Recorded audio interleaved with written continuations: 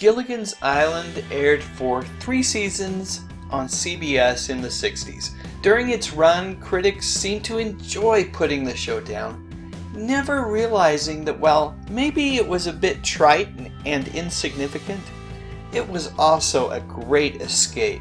A fun way to spend just a few minutes each week watching 7 very different people attempt to get along in unique and funny ways.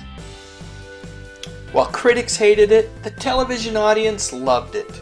It was a ratings hit, and although it was canceled way too soon, thanks Gunsmoke, the show has never really been off the air. It was almost immediately placed into syndication and has been on television ever since.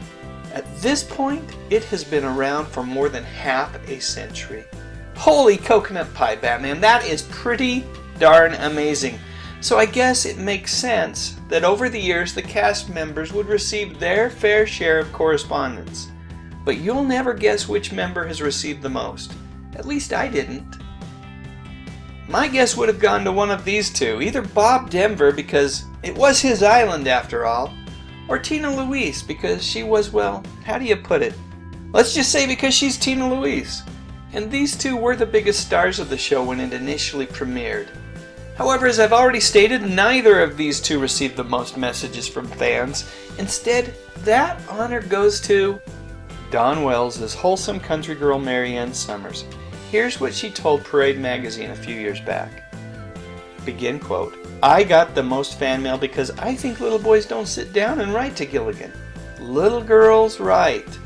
I love you, Marianne. I wish I were with you. I think Marianne is your best friend, whether boy or girl. I think Ginger is kind of unattainable. Then again, maybe it was just the short shorts." End quote. That's not to say that Bob didn't get his fair share of correspondence. He did receive quite a bit, in fact, and he was well known for his kind and generous responses.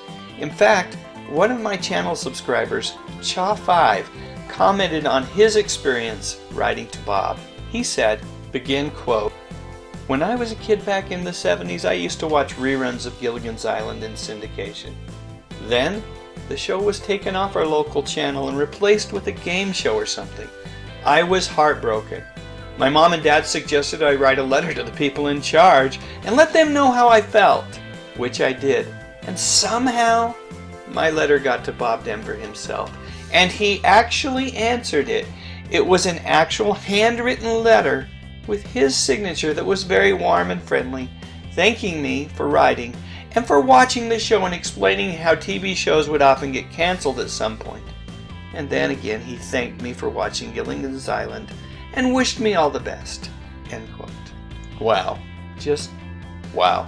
That is such a cool story. Thanks for sharing, Chaw5. Alright, that's it. Let's end this video with one more image of fan favorite Dawn Wells. Did you ever send someone fan mail? If so, why not share your experience in the comments section below, and while you're at it, I would love a thumbs up, and I would be honored if you would consider subscribing to my channel. I talk about music, movies, and television, mostly from the 60s, 70s, and 80s. You know, the good stuff. But most importantly, and as always, thank you so much for watching.